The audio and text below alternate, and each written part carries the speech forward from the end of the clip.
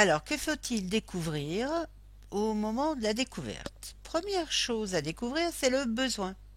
Le besoin, c'est quel type de produit, quel type de service, quel type de couple produit plus service. Voilà ce dont a besoin le client. Ça, c'est quelque chose d'assez simple puisque le client l'exprime assez spontanément et avec quelques questions, on peut très vite savoir ce dont il a besoin, sauf dans le cas où vous avez un client complètement indécis, mais ça, c'est une exception. Ensuite, les motivations et les freins. Motivation ou mobile, moi je préfère le terme mobile, c'est ce qui va pousser le client à acheter et c'est ce qui va le pousser dans son choix. Exemple, un besoin, c'est une automobile, c'est un lave-linge, c'est un objet de décoration pour son intérieur. Et en fonction des mobiles qu'il va exprimer ou que vous allez déceler, on va trouver des produits fort différents. Si je prends un produit automobile et que le mobile principal de la personne est la sécurité, vous allez vendre d'abord tous les accessoires et tous les équipements de sécurité, la robustesse, et le client va se tourner vers une marque qui a comme réputation son sérieux, sa résistance, sa sécurité active et passive. Dans le cadre d'un lave-linge, si vous avez une personne qui a comme mobile sécurité, vous allez de la même manière avoir quelqu'un qui va chercher plutôt une marque, qui va chercher la garantie, son extension éventuellement. Ça, c'est une piste de vente de produits complémentaires. Et c'est une personne qui va être sensible à l'ensemble de ces arguments. De la même manière, si vous avez un client qui cherche un lave-linge avec un mobile économie, donc argent, vous allez pouvoir soit lui proposer, en fonction de son budget, soit lui proposer un produit de classe A+, ou AA+, et qui consomme très très peu, à la fois de l'énergie, de l'eau et du détergent. Vous allez lui proposer éventuellement, si son budget est plus restreint, un produit d'entrée de gamme, en insistant sur son excellent rapport qualité-prix.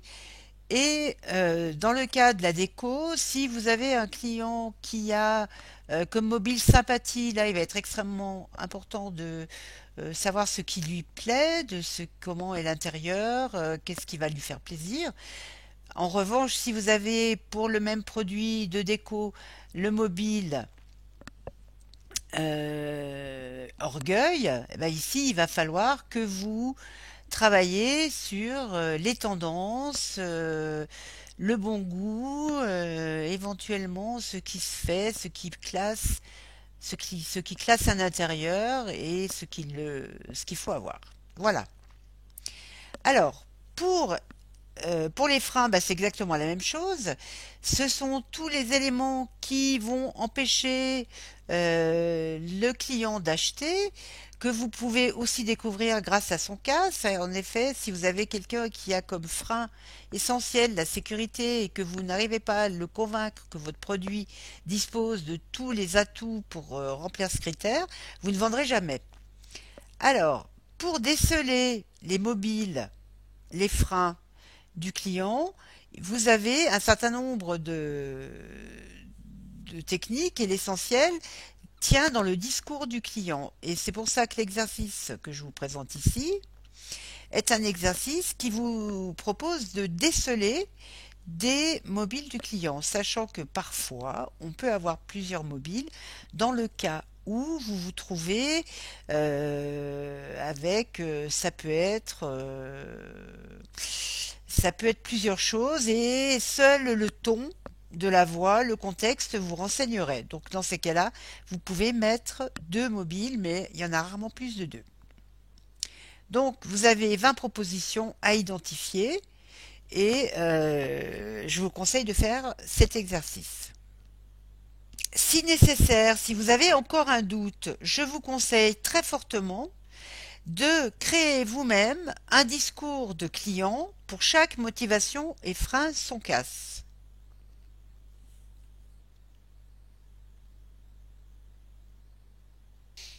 Enfin, un petit exercice plutôt ludique qui va vous permettre de retrouver des grands classiques de la découverte et qui vous permettra de vous les mettre en bouche. Il est important de maîtriser le discours de manière à ce que ça devienne quelque chose de personnel qui vous appartienne et dans la mesure du possible que vous n'oubliez rien.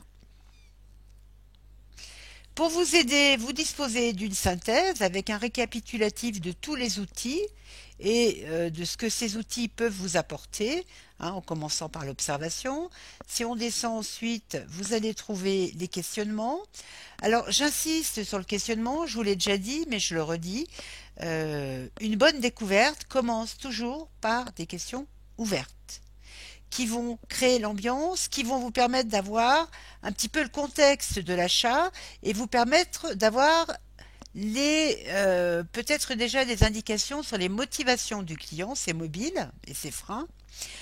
Donc, commencez par deux, trois questions ouvertes, puis obtenez des informations complémentaires, soit par des questions d'approfondissement que vous trouvez ici, la fameuse question d'approfondissement, la question fermée pour des observations, des informations précises, et éventuellement, quand vous sentez que le client a un doute, excusez-moi, vous avez la question alternative.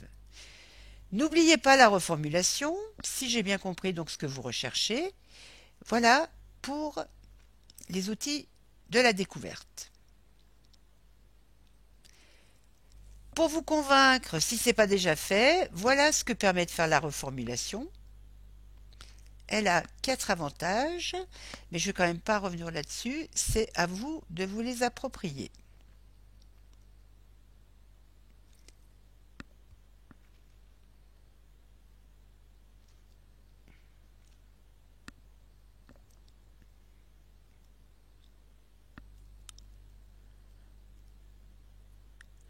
Donc ensuite, les besoins et motivations à découvrir. Rappel de ce qu'est un besoin, je vous renvoie à vos cours d'économie, hein, c'est un manque avec le désir de le combler. Vous avez les motivations, les freins. Utilisons son casse et maîtrisons-le bien. Après, vous pourrez le compléter si vous voulez. Sécurité, orgueil, nouveauté, confort, argent, sympathie. Et ce que je vous propose enfin, c'est de faire une auto-évaluation. Et si vous n'avez pas un ensemble de oui, je vous conseille de revenir sur le, euh, sur le cours. Enfin, j'ai sélectionné pour vous cette vidéo que vous trouvez sur YouTube, son casse. C'est parti.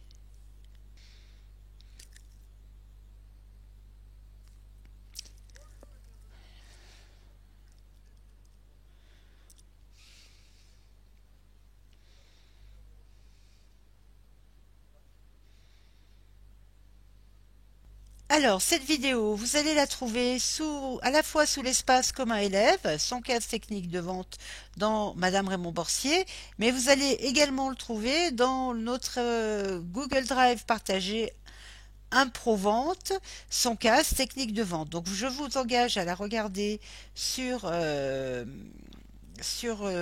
support que vous souhaitez et à bien prendre le temps d'écouter les conseils de cet expert.